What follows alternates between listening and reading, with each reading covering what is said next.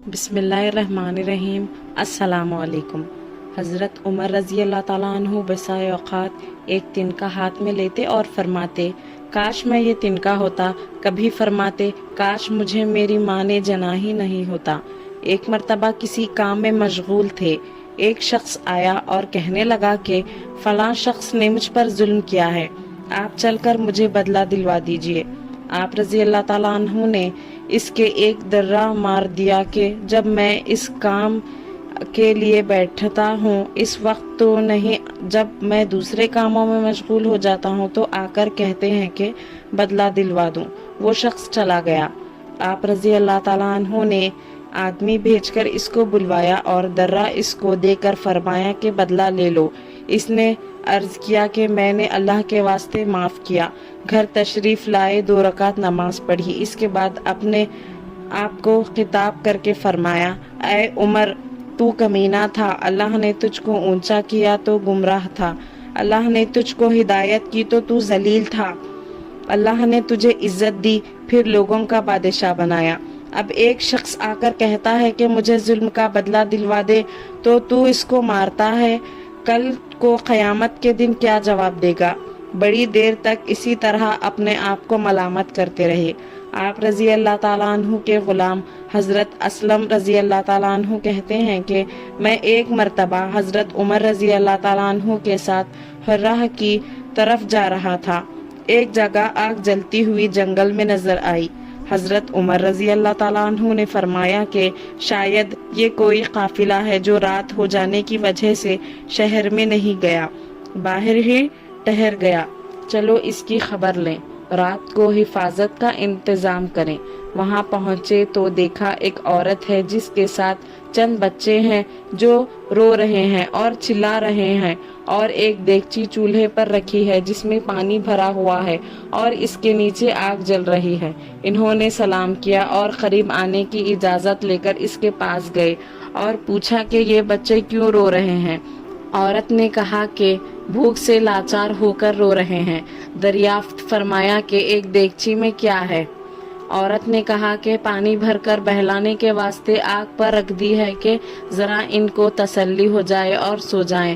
امیر المومنین عمر رضی اللہ تعالیٰ عنہ کا اور میرا اللہ ہی کے یہاں فیصلہ ہوگا کہ میری اس تنگی کی خبر نہیں لیتے۔ حضرت عمر رضی اللہ تعالیٰ عنہ رونے لگے اور فرمایا کہ اللہ تجھ پر رحم کرے، بھلا عمر رضی اللہ تعالیٰ عنہ کو تیرے حال کی کیا خبر ہے؟ کہنے لگی کہ وہ ہمارے امیر بنے ہیں اور ہمارے حال کی خبر بھی نہیں رکھتے۔ اسلم رضی اللہ تعالیٰ عنہ کہتے ہیں کہ حضرت عمر رضی اللہ تعالیٰ عنہ مجھے ساتھ لے کر واپس آئے اور ایک بوری میں بیت المال میں سے کچھ اٹھا، آٹا اور کھجوریں اور چربی اور کچھ کپڑے اور کچھ درہم لیے، غرض اس بوری کو بھر لیا اور فرمایا کہ یہ میری کمر پر رکھ دیں۔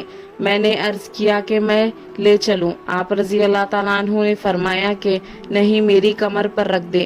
2-3 مرتبہ جب میں نے اصرار کیا تو فرمایا، کیا قیامت میں بھی میرے بوجھ کو تو ہی اٹھائے گا؟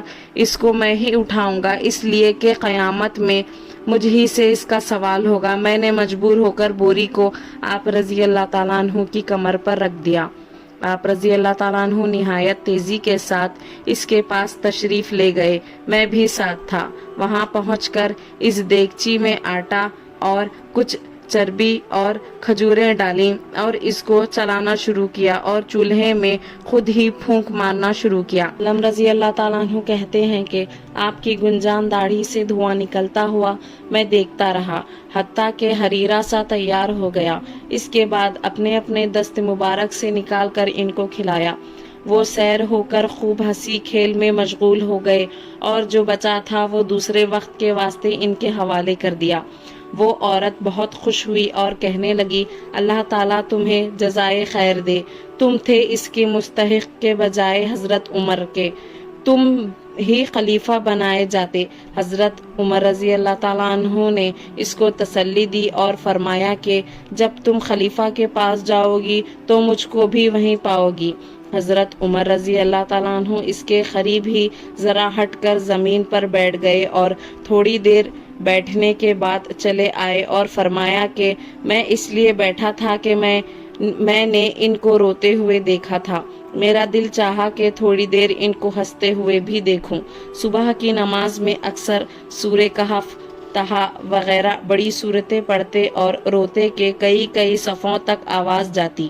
ایک مرتبہ صبح کی نماز میں سورہ یوسف پڑھ رہے تھے، انما اشکو ابثی و حزنی الی اللہ پر پہنچتے تو روتے روتے آواز نہ نکلی۔ تہجد کی نماز میں بعض مرتبہ روتے روتے گر جاتے اور بیمار ہو جاتے۔ یہ ہے اللہ کا خوف اس شخص کا جس کے نام سے بڑے بڑے نامور بادشاہ ڈرتے تھے، کانپتے تھے۔ آج بھی 1450 برس کے زمانے تک اس کا دبدبہ مانا ہوا ہے۔ آج کوئی بادشاہ نہیں، حاکم نہیں، کوئی معمولی سا امیر بھی اپنی رعایا کے ساتھ ایسا برتاؤ کرتا ہے۔ صحیح اسلامک واقعات کے لیے صفوان اسلامک ورلڈ کو سبسکرائب کریں۔